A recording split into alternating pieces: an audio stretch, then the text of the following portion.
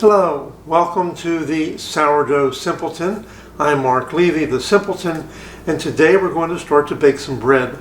We're going to be making a simple loaf of bread, sandwich type bread, with a recipe that I got off of the King Arthur flour website. I'll put a link to the recipe in the comment section to this video. It's a very simple recipe. I think it's a great starter recipe because it includes a little bit of commercial yeast, and that helps to ensure that everything's going to work out fairly well. So follow along. We'll take it step by step, but I think it's pretty straightforward. So pardon my back for just a second while we get things together.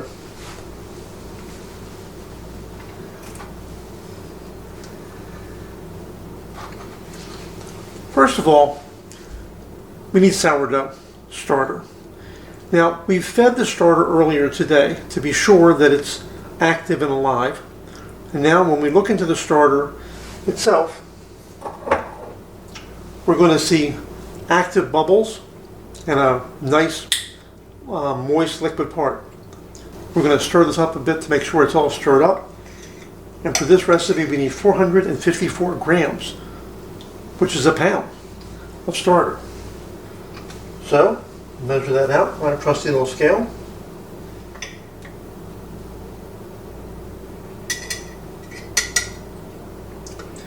And we'll put new flour and water back into this jar to replenish the starter for next time. But we'll do that later.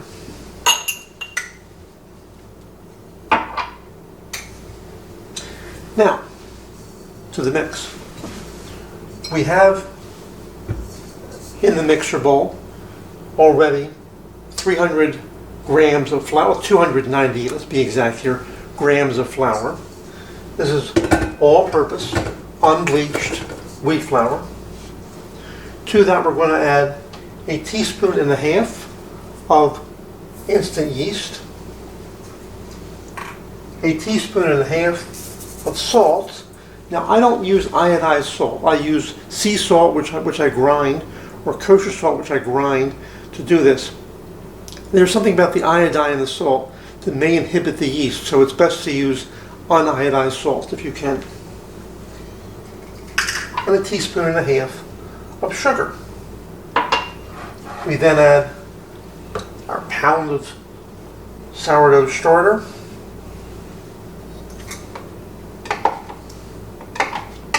Need a spatula, need my knife, just make sure that all that goodness is in there.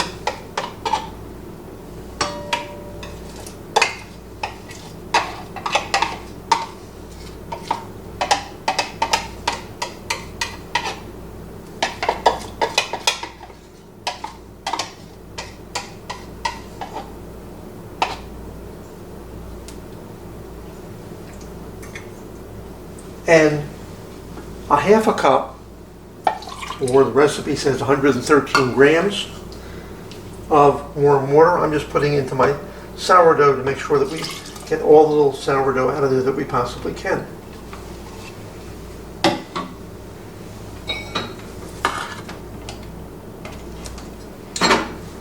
You put the dough hook onto the mixer, and you're going to mix this for about 7 minutes until it comes up to a nice dough ball.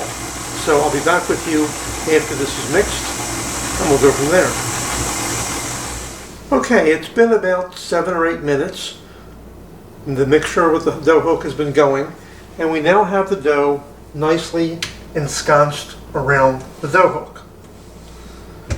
So we're going to take this dough out. I think you can see what I'm doing.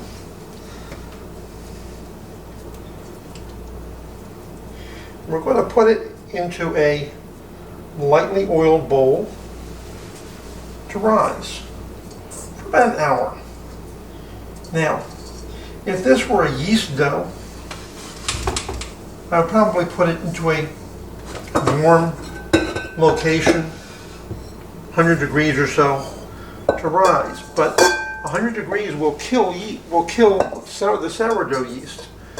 So this does best at about 75 degrees plus or minus a few, which is basically room temperature. So that's how it's going to rise. So take this piece of nice hunk of dough and we'll cover the top of it with a little bit of oil to prevent sticking.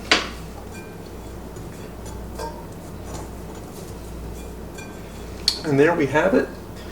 And we're going to cover it with some plastic wrap and let it rise for about an hour. It won't double in size necessarily, but it'll get a little bit bigger and you'll see what I'm talking about. So we'll be back with you in about 45 minutes to an hour when this is finished rising. So while we're waiting for the sourdough to rise, let's have a little talk. A couple of points that I just want to review with you. First of all, making sourdough is a commitment of time. I mean, when I'm making, say, a challah, I know it's going to take 4 hours from beginning to end with mixing the first rise, the second rise, and the baking. But sourdough is going to take longer than that because sourdough doesn't rise as quickly as bread made with commercial yeast. So plan accordingly. Don't start too late or you're going to end up baking way until the evening. Next up, look at how much starter you have when you get things rolling to do the bread. Presuming you're not making a discard recipe that you're going to be using an active starter, you have to be sure that your starter is built up to be enough volume that you're going to need for the recipe. Now that may mean that you have to feed it once or even twice or maybe 3 times to get the volume you're going to need for the recipe without totally diminishing your supply of starter. Again, take a look and plan accordingly. Remember to weigh and measure everything correctly, and we always use a scale as opposed to volume measurements, especially for flour. Try and have all your stuff in order because it gets a bit confusing sometimes what's going to be happening, and it's helpful to have everything put out like a little mise en place type thing so you have all your stuff in order. And enjoy. It really is fun and it's worthwhile. Look, you can put the dough up to rise. You may have an hour or 2 or more for some recipes to go and do something and then come back and pick it up again. So that's what's happening while this dough is rising. Now, an hour or so should have gone by, and let's take a look and see how the dough looks now. Okay, well, truth be told, it's been about 45 minutes. My kitchen's at about 75 degrees, and with that, you'll see that the dough was able to rise very nicely. And now it's time to put it into the loaf pan. So the first thing we're going to do is take the plastic wrap off of the bowl, and we're going to dump this dough out onto a lightly greased surface.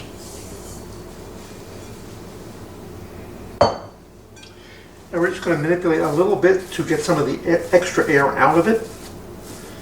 We're going to make it into a little log. I'm not going to work this dough a lot. We're not kneading it like we would a yeast dough, but just forming it into a fairly nice little compact log. We then have a loaf pan, which I've sprayed with a little bit of light cooking spray, just plain, no flour or anything. We're putting this log at the bottom of the loaf pan, and we're going to let this now rise for another hour or hour and a half. Remember I said it takes time?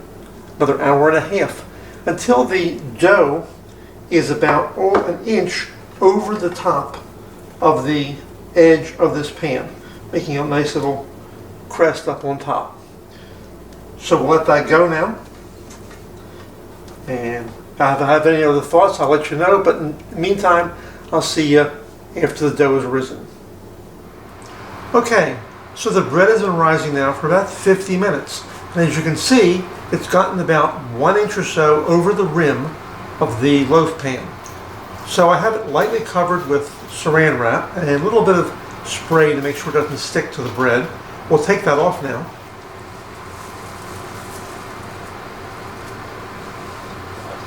We're going to put it into a 350-degree oven for about 40 to 50 minutes. Now the best way to check whether it's done is that the internal temperature of the bread should be about 190, but you can also look and see how it looks on top, a beautiful golden color. So we'll see you back in about maybe 45 minutes.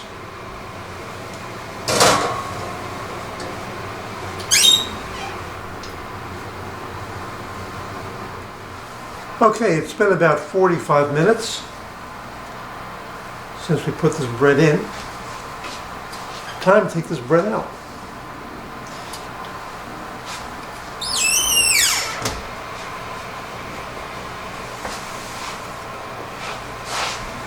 A beautiful color to it.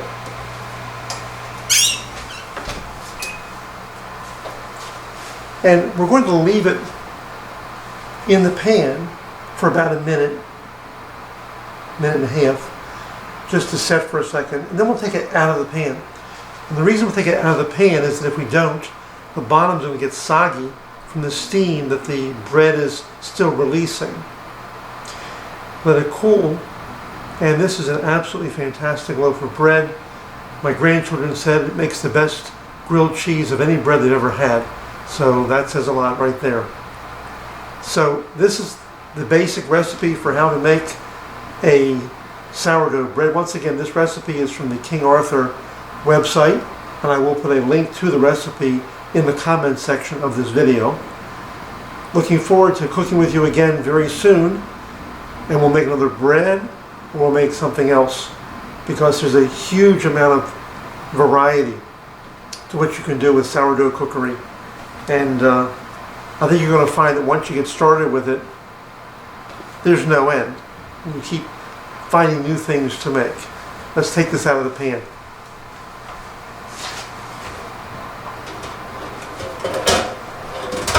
It's hot, so be careful.